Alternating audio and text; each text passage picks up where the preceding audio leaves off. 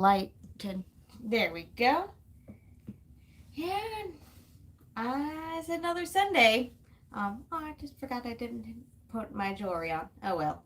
We'll just go with it. Hope you all have had a good couple of weeks. Yeah, I know. I think every other Sunday is going to be good, at least for now. I think I'm experiencing a little bit of burnout. I don't know. I haven't been faithful with practicing the last few weeks, and it could be because I'm trying to get into a new routine with my new full-time job. Still working at the bookstore on the weekends. My new full-time job is 8 to 4 Monday through Thursday.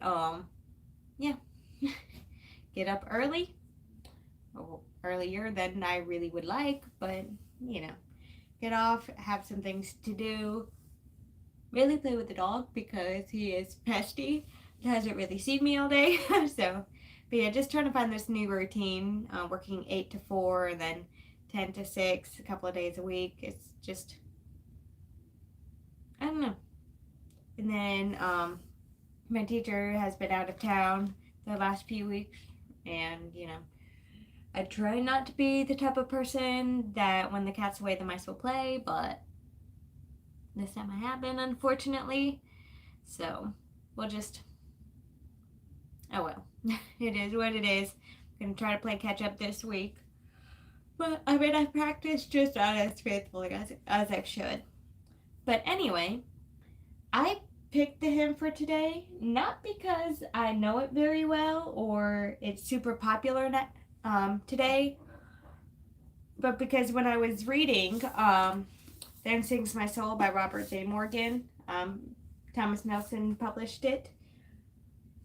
I saw this and I read it, and one of the facts in here was like, wait, what? I did a book report on Fanny Crosby at least once, maybe twice in school.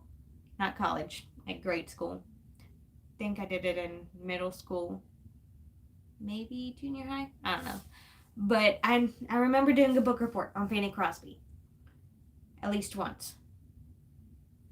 This fact was not in there, and I'm like, wait, what? So yeah, I'm gonna share the backstory, excuse me, with y'all, because I found it pretty interesting.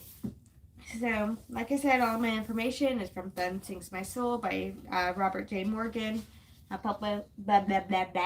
published by Thomas Nelson. This hymn was published in 1868. After one of her collaborators, she had many, would say, okay, I have 40 minutes to catch my train, but I need lyrics to this tune. She wrote it.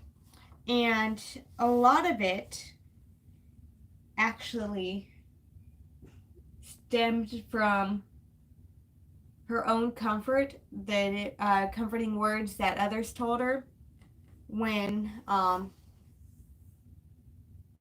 let's see, how do I lead into this?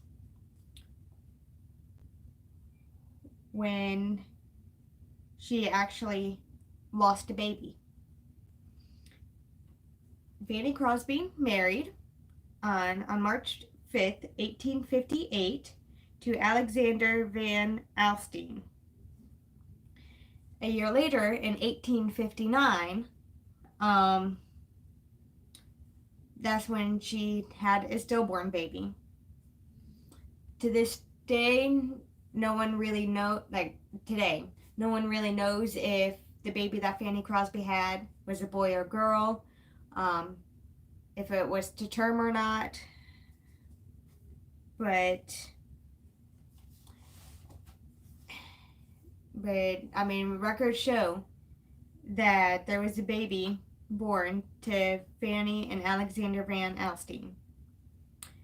She never really talked about this baby, which is probably why we don't really have much information on it. The only thing that she said about it was, and I quote, God gave us a tender babe, and soon the angels came down and took our infant up to God and his throne.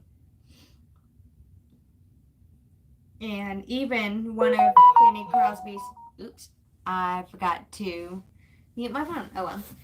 And even one of Fanny Crosby's relatives, Florence Payne, who lived with them for about 6 years or so, could never get Fanny to talk about the baby that had died. It almost seemed as if Fanny wanted to forget about it, because it just really devastated her. Which, I mean,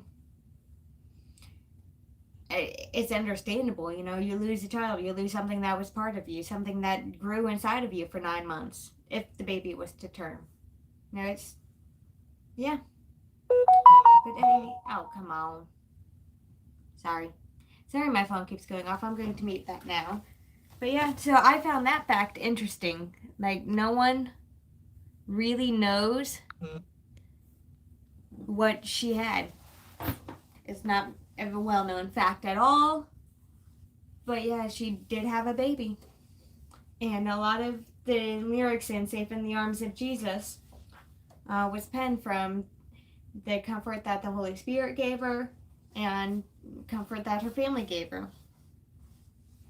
Now, like I said, in 1868, William Howard Doane,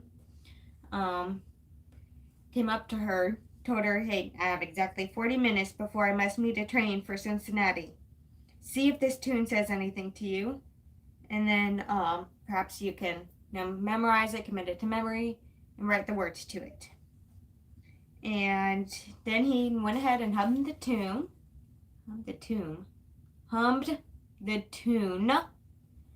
and immediately Fanny got excited, clapped her hands, and says, "Why, that says Safe in the Arms of Jesus." She went to another room in her little apartment and quickly knelt on the floor and asked for the Lord to give her the words quickly. 40 minutes. I got to be out there onto the train in 40 minutes. Within half an hour, she went ahead and had all 3 verses in the chorus in her memory. She went and recited them to Mr. Doane. And after that, he was writing it down. After that, he thanked her, went to his train. During Fanny Crosby's lifetime, this was one of her more popular songs. It was widely known, widely sung. She considered it all in a class by itself. And from her own experience, she often said that it was especially written for bereaved mothers who had lost their children, whether through miscarriage, whether through stillbirth, whether through an accident, illness, whatever. And this is another quote. She would often say to a grief-stricken mother, "Remember, my dear, your darling cherub is safe in the arms of Jesus." And another one of Fanny's friends, Reverend John Hall, New York's Fifth Avenue Presbyterian Church pastor, went ahead and told Fanny one day that this hymn had given more peace and satisfaction to mothers who have lost their children than any other hymn I have ever known. And really, it isn't hard to understand or to realize why. I don't know how many of you know the hymn. I don't really know all of it. I know the chorus. I read the original Elsie Dinsmore books, and this hymn was brought up more than once in the series. That's where I first heard of it. And then when I saw it in my background book and I read that, I'm like, well, I guess I got to do this. So, yeah, it was pretty interesting to learn that Fanny Crosby had a child that no one really seems to know much about. And I'm going to attempt to play it. Like I said, I don't really know the hymn very well. We'll probably not get the timing right, but we're just going to go with it.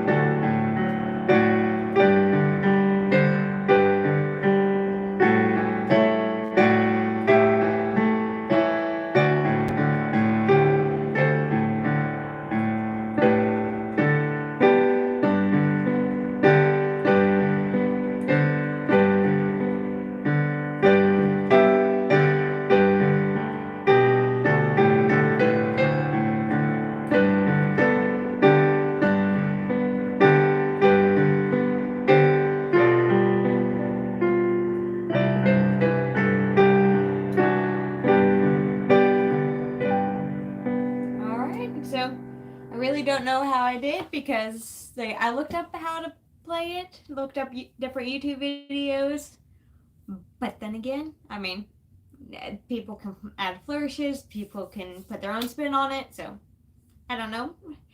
I guess y'all will have to tell me how I did on this song. I mean, like I said, it's not a real popular one anymore. Don't believe I have ever sung this in my entire life. So, yeah, I hope I did it justice for Fanny Crosby. But yeah. So I hope y'all enjoyed that. I hope you learned something about Fanny Crosby that you didn't know. And yeah. So I guess y'all hope y'all have a good week. I will see you next time. I don't know if I'll do a live next Sunday. We'll see. But yeah, like I said, hope you have a good rest of your week, and I will see you next time. Bye.